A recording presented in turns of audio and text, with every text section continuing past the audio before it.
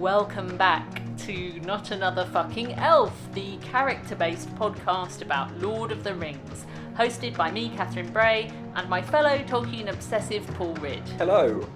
Before we get going, let's just quickly revisit what this podcast is all about for anyone tuning in for the first time.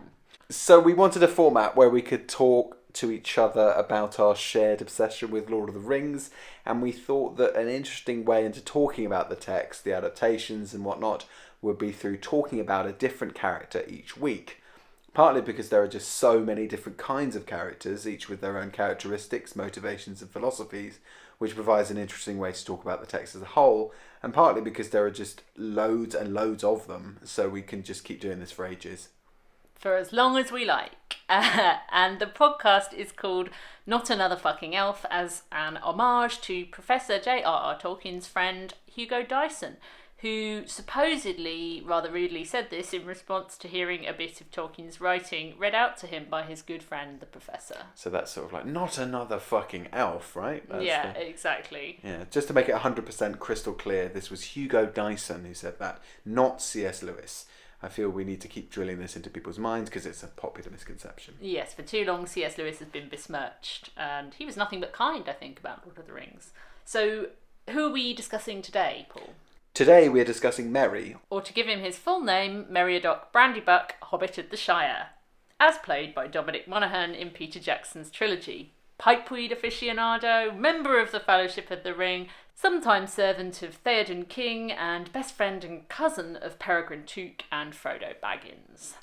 Just as a quick reminder, we should mention at this point that any and every plot detail from The Lord of the Rings is fair game here. We're assuming that there is no such thing as spoilers. Yeah, if you're listening to a character-by-character podcast series about Lord of the Rings, please don't complain about Lord of the Rings spoilers. Yeah, please don't. But it probably does bear saying that if you can't really remember The Lord of the Rings because you've not read or watched it in a while, then that's absolutely fine. We're hopefully going to provide enough detail that you don't need to do a big rewatch or reread just before listening to this show. I'm loving this universe where people might be going off to reread Lord of the Rings before listening to our podcast. But yeah, hopefully we're going to provide enough detail that in no universe would you need to do that. No, just punishing levels of detail. Should we get started? Let's get cracking. So the big question to kick things off, who is Merry? What's his deal? So Merry is a hobbit from the Shire. He's a cousin and close pal of Frodo, the hero of Lord of the Rings, and he's the son of Meriadoc Brandybuck and Esmeralda Took. So that makes him cousins with Pippin, aka Peregrine Took, one of the four main hobbits in Fellowship of the Ring, and he's a very jolly young hobbit. Basically, he's part of a bit of a double act with Pippin, and the pair of them are generally more jolly and knockabout than Frodo and Sam. But Merry is arguably the more perceptive and grounded of the pair, despite his fondness for pipeweed, ale, and all the other usual hobbit faves. Yeah, so it's Merry who's the ringleader of the so-called conspiracy to keep tabs on Frodo before he heads off on his quest at the beginning of the book. And when the four of them are making their way through the Shire and beyond, it's Merry who's in charge of details like the horses, and he's kind of handy in terms of navigation. I think he does get them lost in the Old Forest, but he's at least the one with the nous to know initially where they're going to be going. Then at Rivendell, him and Pippin end up being accepted into the Fellowship, so they set out on the quest with the rest of the lads. Again, Merry is often less foolish than Pippin, who is forever messing up. They're both around for all the key Fellowship moments. They wind up fighting in Moria, meeting Galadriel, etc., etc. But then Merry and Pippin end up getting captured by the Uruks at the breaking of the Fellowship.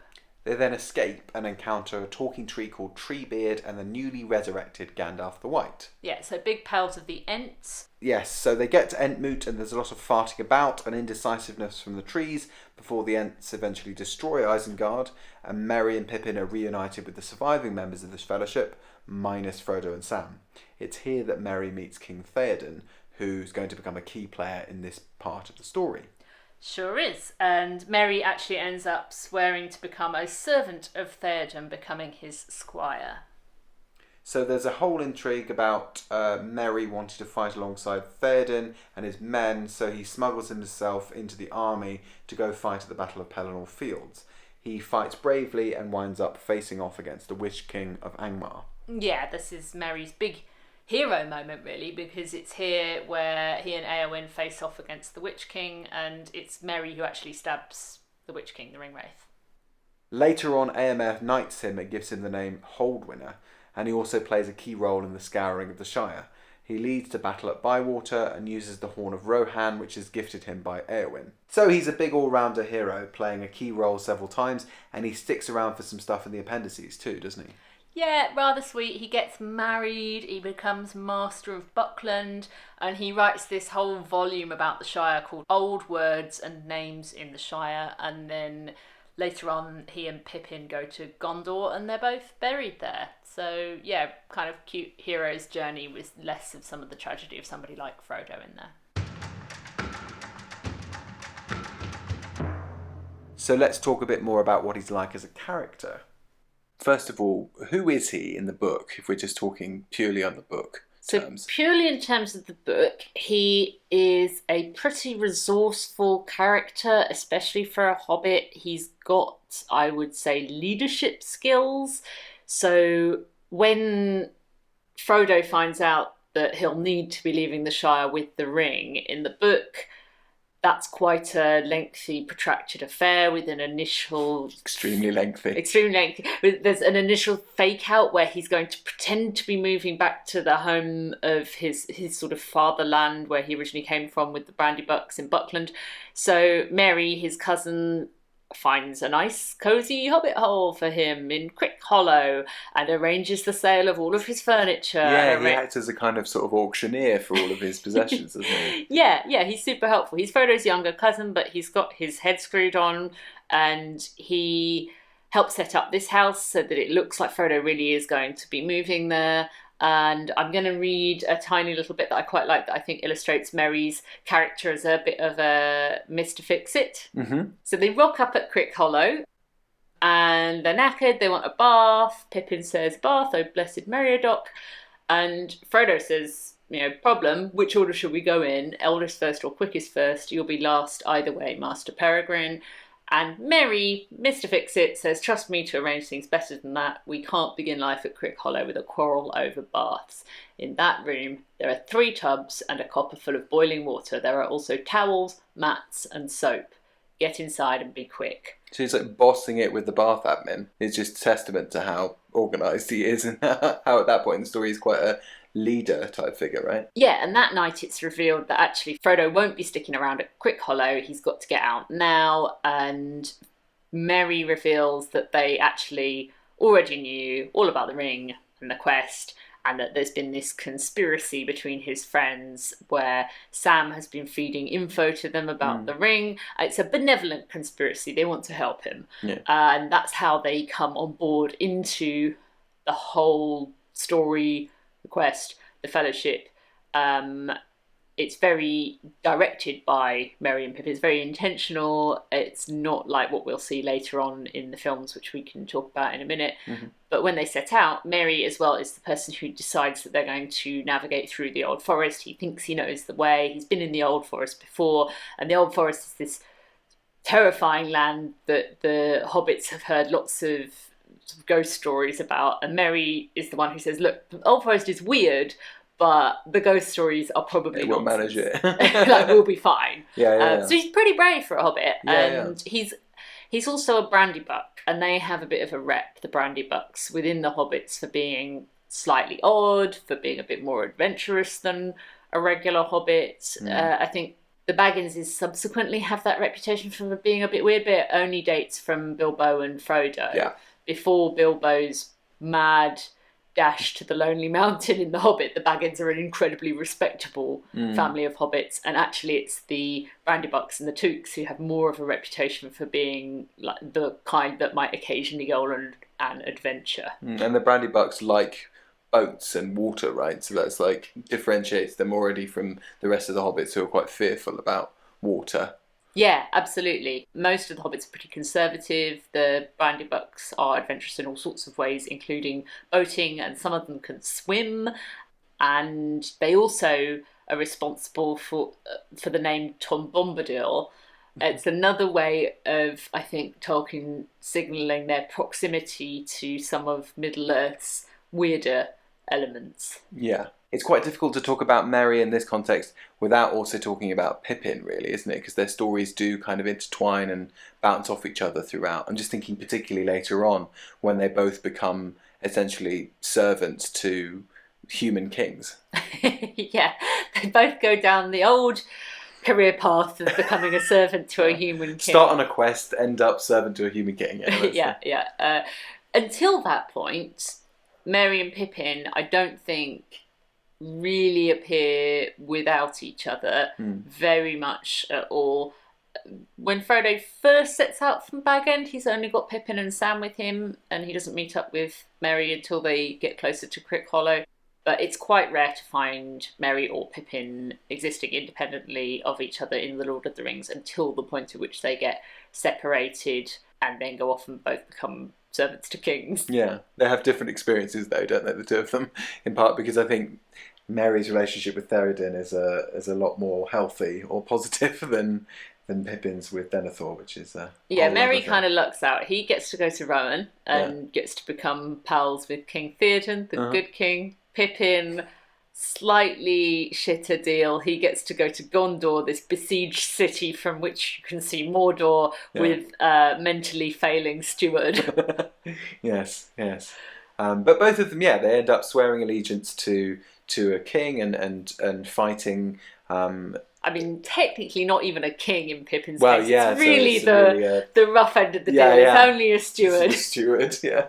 But they follow similar trajectories and end up displaying kind of bravery that's unimaginable really at the start of the story.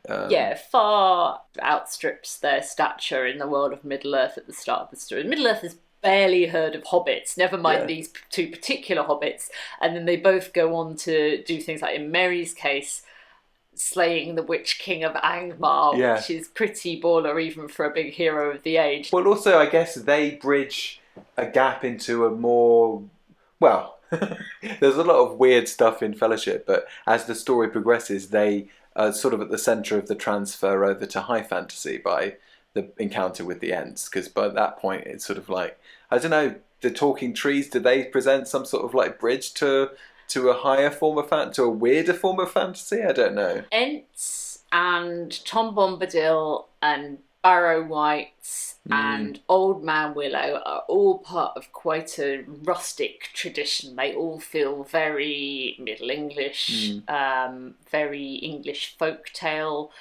quite dark folktale at points with something like Old Man Willow. Yeah. And Treebeard is the only one of those four that usually makes it into the adaptations. In most adaptations, you're losing Old Forest and Bombadil. The stuff that sort of links it to kind of Gawain and Beowulf and all that stuff, I guess.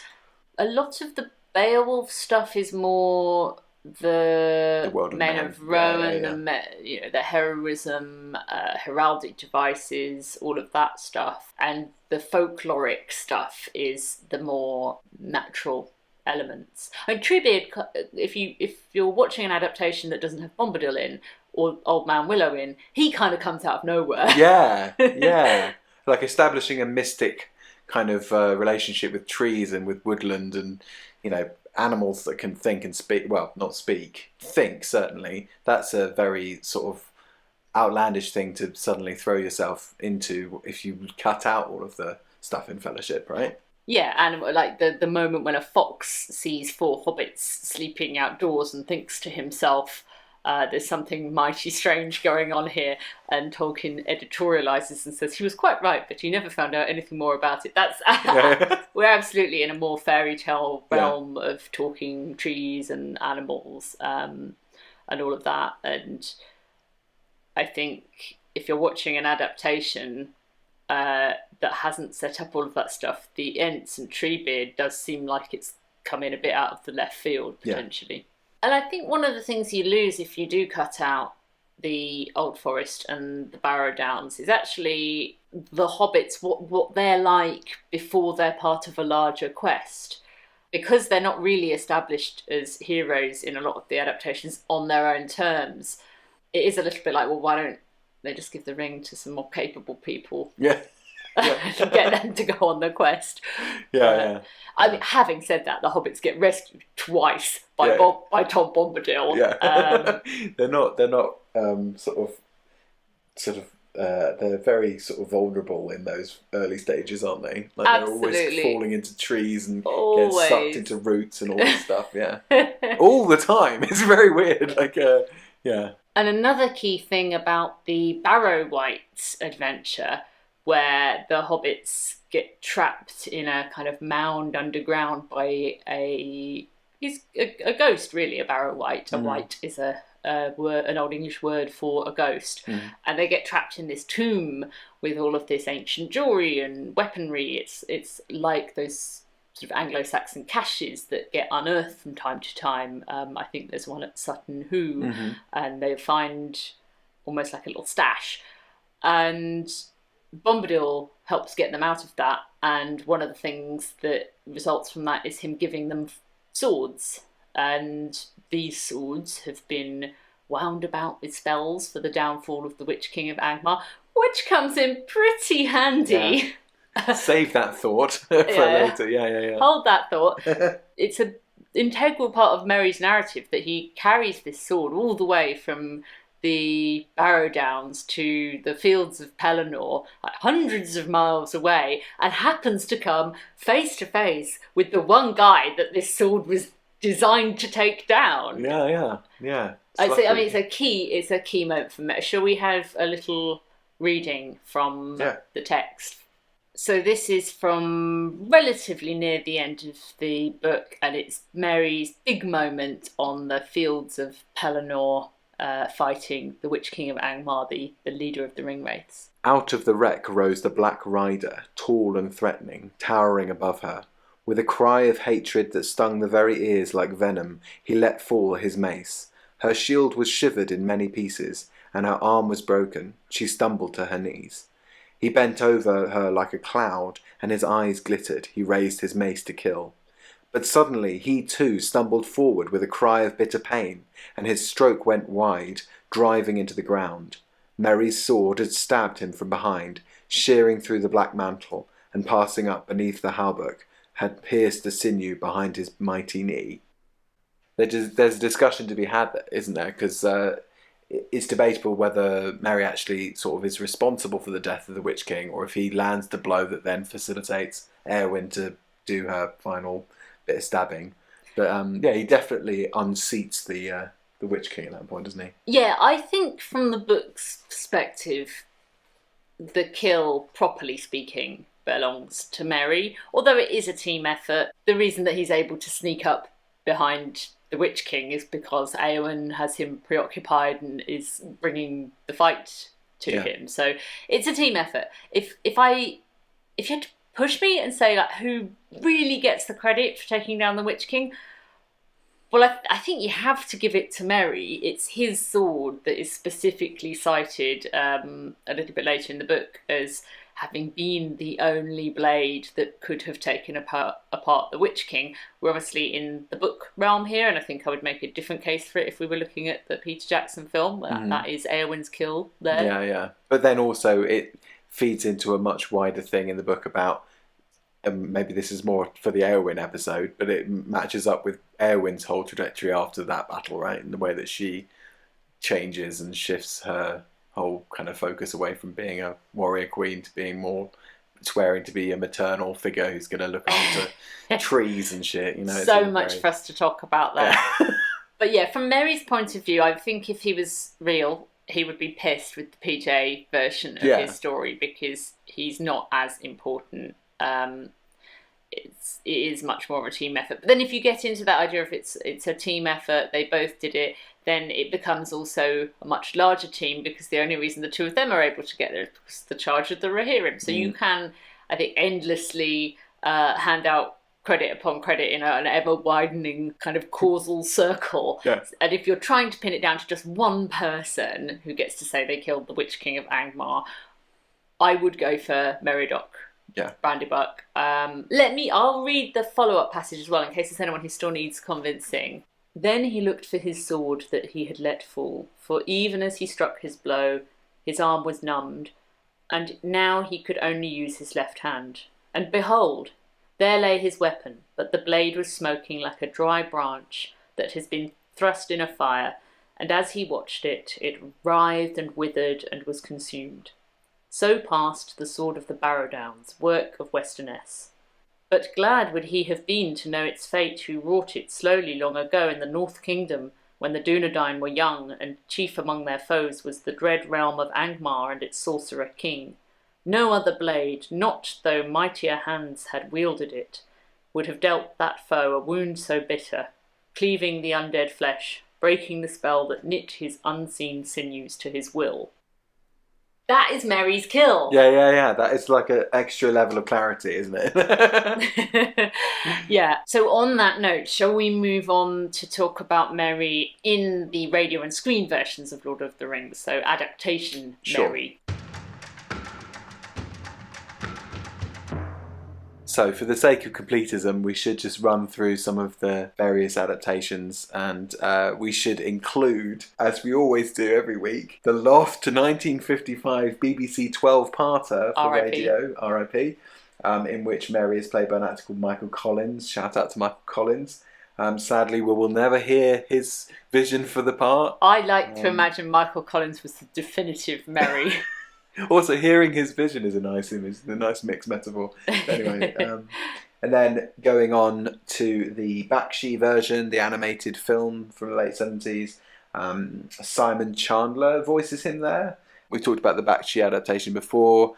Just some context for Simon Chandler. He's a British film, television and theatre actor. This is me just looking him up. He often plays kind of authority figures like lawyers and members of parliament and senior civil servants, apparently. But yeah, that's Simon Chandler. Should we ever listen to what Simon Chandler does with the voice? Yeah, let's get a Simon Chandler clip on deck from the 1978 Ralph Bakshi animated version. Here's a little bit of Meriadoc Brandybuck.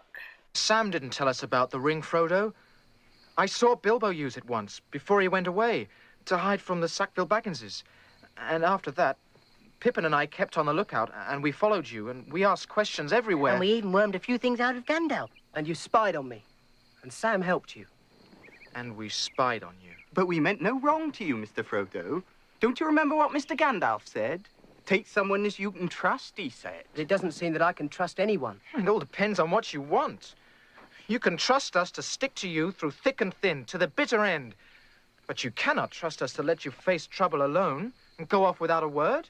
We're your friends, Frodo. Okay, so that was Simon Chandler as Merry in the Bakshi version. Sort of quite difficult to differentiate him from Pippin, I'd say. They have quite similar voices, don't they? Very slightly deeper and slightly more authoritative, but they both have RP accents, so they're slightly indistinguishable from each other, I would say. You know, no shade to Simon Chandler. Mm-hmm. And that's sort of reflected in the visual style as well, right? Like, they don't look hugely different Mary's from one got another. Slightly lighter hair. I think he's slightly taller, but they're essentially a set. Yeah. So if we go chronologically and talk about the next adaptation, the 1979 Mind's Eye radio adaptation. Mind's Eye American radio adaptation, a dramatisation. Yeah. In which Merry is played by an actor called Pat Franklin, which is part of a little Mind's Eye trope of casting women as hobbits. And why not? They do the same thing with Lou Bliss as Sam. And here we've got a clip of Merry and Pippin captured by orcs, so a bad moment for Mind's Eye Merry. I will have some fun later. Oh, hello, Pippin. So you've come on this little expedition too? Where do we get bed and breakfast? Now then, none of that. Hold your tongues. So not too bad, I don't think. I quite like Pat Franklin's efforts as Merry. Fun fact, Pat Franklin is the mum of Charlotte Hatherley, the bassist from the indie band Ash, who also had an excellent solo career. We should touch on a less well-received animated film associated with Lord of the Rings, The Return of the King, the Rankin Bass film from a few years later, in which many of the actors playing roles from the Bakshi do carry over, but Mary isn't one of them. Yeah, and Bakshi's nothing to do with it either. And you say less well received than the Bakshi. The Bakshi wasn't that well received. Or like maybe but less... like the absolute pits, as Yes. far as a lot of people are concerned, is this Return of the King. Yeah, in which he's voiced... Mary is voiced by a very different actor called Casey Kasem. Sounds like a superhero. And and the voice is much more... Well, it's just an American voice, isn't it? Should you have a listen? American. Yeah, American. Yeah, good, nice. Hail, proud Mary! Hail, Pippin! Bless you for a sure eye, old friend. How good to see you. Bless you for bringing Theoden and his army. You've won the day for us. The less that's said about Casey Kasem, maybe the better. Yeah, sorry, Casey. And then, going chronologically, we've got the 1981 BBC Radio 4 adaptation, where Mary is voiced by an actor called Richard O'Callaghan, a sort of stage and screen actor, maybe most famous for being in Carry On at Your Convenience. But let's have a listen to Mary in the Radio 4 version.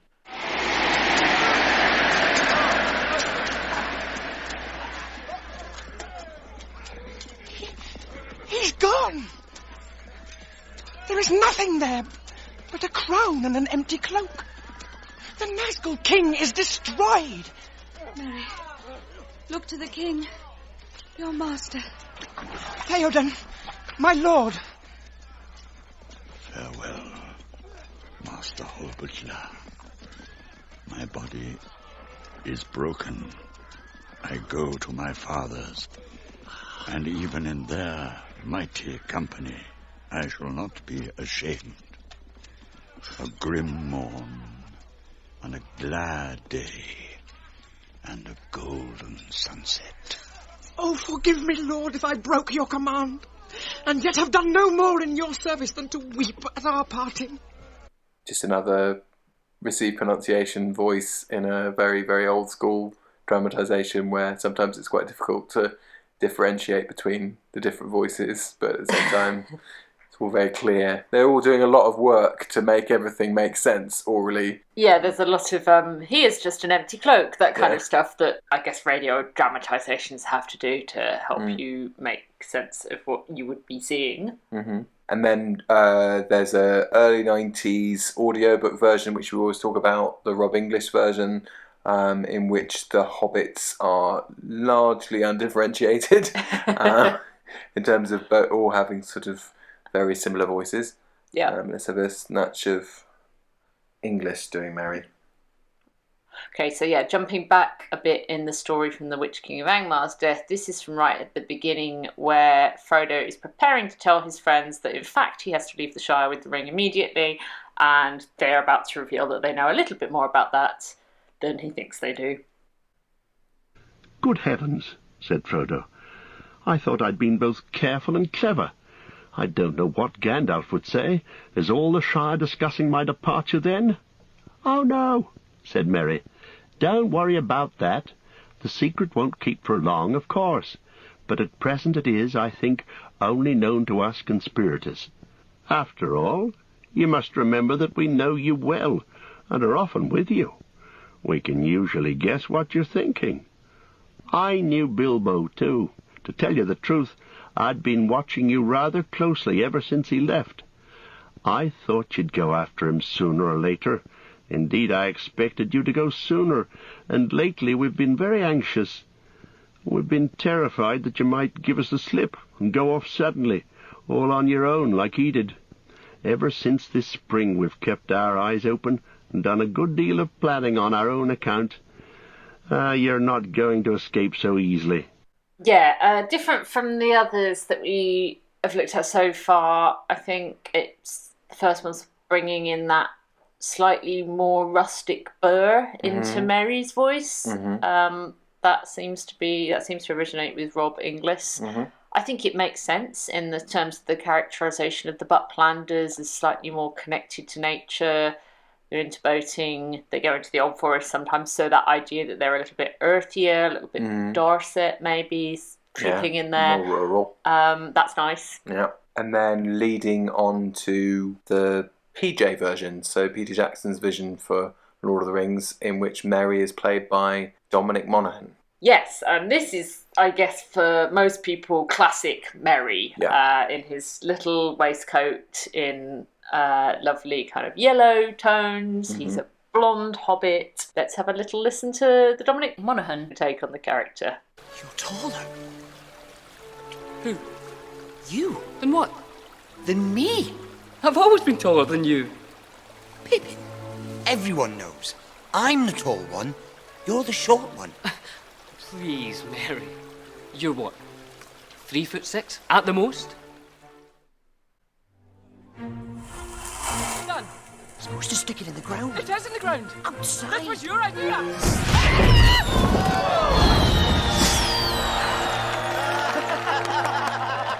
That was good. Let's get another one. Meriadoc Brandybuck and Peregrine Took. I might have known. We've got the Shire. Maybe we should go. Fires of Isengard will spread, and the woods of Tuckborough and Buckland will burn, and all that was once green and good in this world will be gone. There won't be a Shire, Pippin.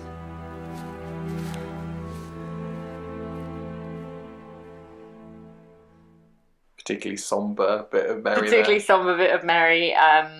One of, I guess, his more... It's not exactly a heroic moment in terms of action, but in terms of seeing the bigger picture, the way that we, I think, associate with more of the leadership type characters in The Lord of the Rings. It's Merry stepping up and transcending his more sort of suburban, myopic hobbit roots. Yes. And it's also just a showcase for the voice as well, like that sort of mixture of Dominic Monaghan's more sort of northern tones with this more portentous dialogue that Jackson's thrown in there with all of this sort of thing. Yeah, very off-book, that stuff, in the sense that it's... I really don't think that Tolkien would have got along with all of that. But it's funny because it's on message in terms of what the book is trying to say about having to go out into the wider world and fight your battles. But I don't think that that's how Tolkien would have put it. Yeah. It's much more Hollywood. That's there won't be a Shire, Pippin. Yeah. So Dominic Monaghan, maybe his first film role? First known to the wider world for his role as Hetty Wainthropp's sidekick in Hetty Wainthropp Investigates. Oh, really? Trisha Routledge. Wow. I haven't seen his telefilm debut, so a television film called Hostile Waters, 1997. Oh, wow. Must have been very young for that. I don't know how old he was when he was cast in this.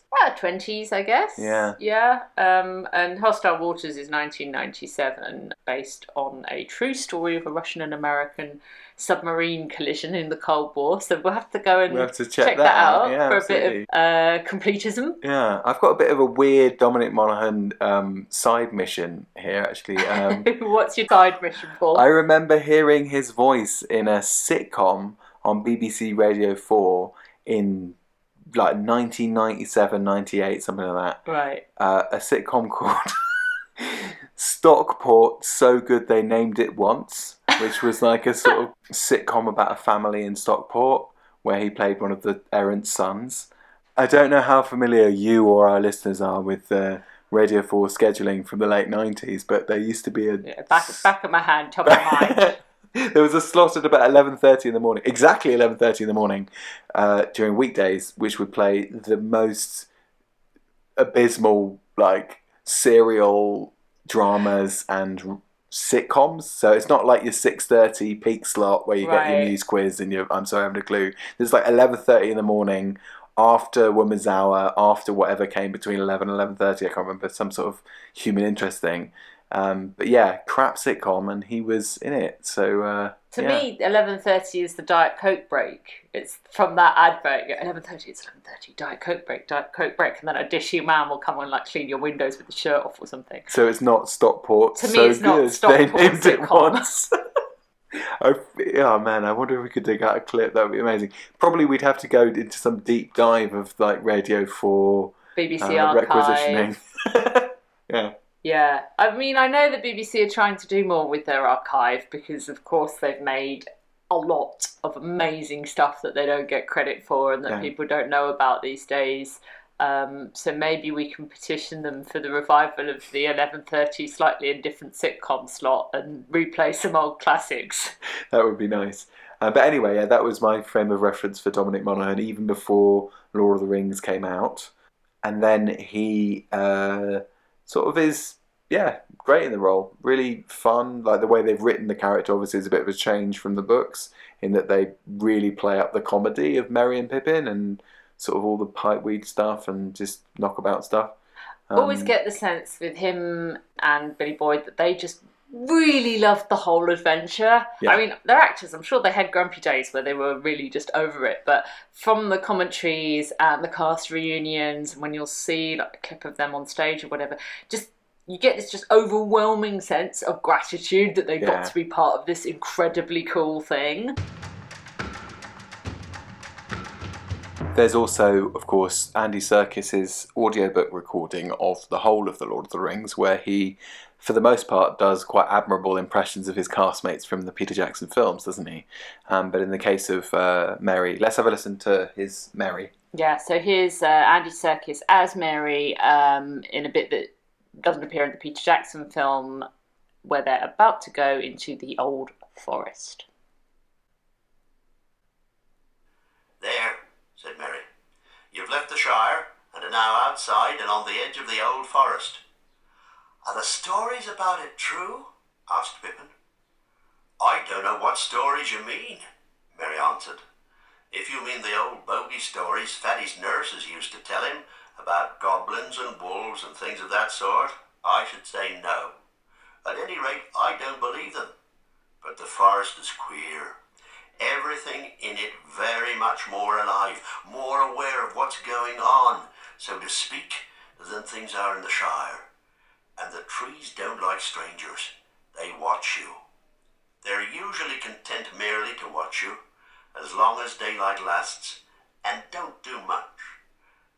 Occasionally the most unfriendly ones may drop a branch, or stick a root out, or grasp at you with a long trailer.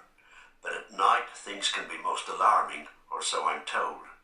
I've only once or twice been in here after dark, and then only near the hedge.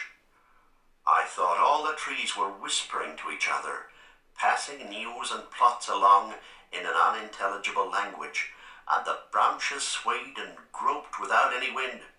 They do say the trees do actually move, and can surround strangers and hem them in. In fact, long ago they attacked the hedge. They came and planted themselves right by it and leaned over it. But the hobbits came and cut down hundreds of trees and made a great bonfire in the forest and burned all the ground in a long strip east of the hedge.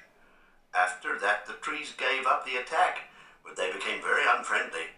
There's still a wide, bare space not far inside where the bonfire was made. It's a bit more kind of West Country than Monaghan, isn't it? It sounds like he's really leaned into that. I think it's kind of ironic. Like Serkis actually gets more lines as Merry in the Serkis adaptation of The Lord of the Rings than Dominic Monaghan got to do in Peter Jackson's trilogy, of course, because of the compression. So in a way, Andy Serkis gets to play more of Merry than the guy who actually plays Merry. A lovely long monologue all about what the deal is with the Old Forest and some ancient history about the forest being at war with them. I really love all of that stuff. It's fantastic that there's, as of so recently, 2020, this Andy Serkis complete recording of all of it. If we're going to talk about Merry's legacy, his scholarly studies of Old Toby and Pipeweed more generally, that's his big deal in the appendices. I mean, I like that Tolkien has this brain that just cannot stop with the end of a narrative. To him, he's writing history, and history doesn't end. it's very hard for him to figure out where things start either, and he talks about it in the text. The great stories never end, they continue. The light of the star glass from Galadriel that she gives to Frodo contains some of the light of the Silmarils. It's all connected. Yeah. For Tolkien, Mary's kind of ongoing legacy is this study of smoking, which is obviously a bit smaller than the idea of Silmarils and high heroism, but it's still just as important. It's this earthiness and this respect for traditional humble ways of living that runs deep throughout Tolkien. Then I guess there's also the coexistence of a story in which little people from a special place called the Shire can have all kinds of mad, semi-mystic adventures with a strange godlike creature who lives in the woods, and that also coexisting with this kind of high fantasy stuff at the end of the story where it's all, the rights of kings and all of this sort of high fantasy. If it went through a conventional executing process, I think any executive producer working with Tolkien directly on this story would have said, look, you need to decide what you want this to be. Is this like The Hobbit to the sequel, in which case, why have we got like Sauron, the servant of Morgoth, and all of that stuff happening? Or is it a whole new story and it is about lost kings returning after generations to fulfill their noble ancestors' destiny, in which case, lose the hobbits, guy. Yeah. And, I mean, as we've seen from all of the adaptations, like most of the Talking Trees and Tom Bombadil and the Barrow-wights and all of that weirder folkloric stuff tends to go, apart from the Ents, because otherwise, how do you deal with Saruman? People have to leave that in because it's how Isengard gets destroyed. But clearly, if that wasn't how Isengard got destroyed, people would leave the Ents out of the adaptation. It's not a bit that people look forward to, I don't think. I think you can tell that with the way Peter Jackson has talked about Treebeard. It's like if they could have cut him, they'd have loved to have cut him. Yeah. And yet, Tolkien weaves all of those things in together. And I think that's actually just one of the things that I really like about his mythos, is that it can contain all of these things that don't really quite fit together, because that's what history's like. Yeah, pausing to have a song every few pages and just sitting around. Does Merry get a song? I feel like he might be one of the characters that doesn't. Really? In the film adaptations, they have him singing sort of like pub songs and stuff like that, don't they? Yeah. But that's sort of it's a bit separate from all the that's gallant. 19 pages long. The bit where he and Pippin are going full Chumbawamba in like the Golden Halls of Rowan. Yeah. So, lasting thoughts about Merry? Abiding thoughts about Merry. I think if you had to bang a Hobbit, maybe that one. Yeah. No, that's fair. Like, it's probably the most fun of them. Like, you're not getting anything out of Frodo. Like, maybe just the nobility of it. Cheers. Sam, no. Absolutely not. And then Pippin, I don't know. I think we've gone like way more into this sidebar of what was meant to be a throwaway joke. Now we're actually talking about which Hobbit you'd have sex with, but... Rosie, to be clear. Oh, Rosie Cotton, yeah. So I think it's time for the highlight every week of this podcast, my personal highlight anyway. How do you feel about the page off? I'm feeling good about it, feeling positive. This is our competitive game, Page Off, and all you need to play this game is any copy of Lord of the Rings and any method you care to choose of generating a random quote from Lord of the Rings. It works like this. We generate a random quote from Lord of the Rings, and then we each have to guess what page number that quote comes from. And then I win. Yeah, and then each week Catherine wins. You're trying to score 0 in this game, so the closer you get to the correct page number, the fewer points you score. If you're 50 pages off, you score 50 points. If you're 5 pages off, you score 5 points, which would be a pretty good score. And it's basically the aim to cumulatively have the lowest score possible as we go week in, week out. And perhaps you could catch us up with where we currently sit in terms of the point assignment. So currently, Paul, I believe I'm on 223 points and Paul is on 354 points, which in any normal game, I feel like that would mean Paul was in the lead. But do you want to just explain one more time for anyone who didn't catch it, whether you're supposed to score high or low in this game? I'm glad that you asked me to do this, because just to be clear, unlike most games, in this game, if you've got a high score, that's bad. So actually, my score is bad. Yes, your score is bad and my score is good. So, yeah, let's see what the outcome of this week's Page Off will be. I will generate us a quote. Your time may come. Do not be too sad, Sam. You cannot be always torn in two. You will have to be one and whole for many years. You have so much to enjoy and to be and to do. End of the story. I think you're right. Havens. Yeah. Says Frodo bidding farewell to Sam. It's also this kind of reference, I guess, to the fact that Sam is married, but also sort of loves Frodo so much. Yeah. He's like, go and be with your family, for Christ's sake. Enjoy some family time. Yeah, so, and as Frodo says, your time may come. Sam does eventually join him at the Grey Havens, but it's many, many years down the line after his wife Rosie passes away. And after he's been the mayor of Hobbiton a million times. So what do we think, page number wise? I think we're in the late 900s. So maybe 1,000. Could be 1,000. Yeah, the appendices tip over 1,000, but we're not quite in the appendices. No, so maybe it's a bit earlier. Maybe more like 950, 960, something like that. I'm going to go 990. Okay, I'm going to go 960. Let's find out. Let's find out. I'm going to let you do the honours with the book. Okay. What did we say? 990? I said 990, you said 9... Alright, so... You said 960, was it? 960, yeah. 990 is still in the Scouring of the Shire. Oh, so it's in the tail end of all that business. And then, so 960, fucking hell, we're probably still back on Mount Doom. Many partings, so it's just Elrond, reuniting with Treebeard. So yeah, if we go to where it actually is, the appendices start on page 1008, and then... I've got to be bloody close then. Yeah, you're so close. So yeah, we're actually on page 1006, which puts you... 16 points. 16 points. And me, 56, I think. Yeah. Is it 56? Or is it, no, 46? Delighted to announce, Paul, as you're such a fan of flat numbers, you're now on 400 points. I'm overwhelmed with joy. That puts me on the opening page of Return of the King, or like the fucking title page. 2 Towers. Oh yeah, 2 Towers, sorry. And I'm on 239. Pretty sweet score. Pretty sweet score. I'm being a very ungracious winner. Oh, I think it's fine, it's fine. Real sore winner. Winners win. Losers go home. Love this game. It's a great game. Thank you for listening to Not Another Fucking Elf, a Lord of the Rings character guide podcast by me, Catherine Bray. And me, Paul Ridd. We are a self-produced podcast, so please follow us at Not Another Elf on all good social media platforms. And it would be great if you could give us not 1, not 3, not 7, but 5 stars for Mortal Podcasts on your podcast app.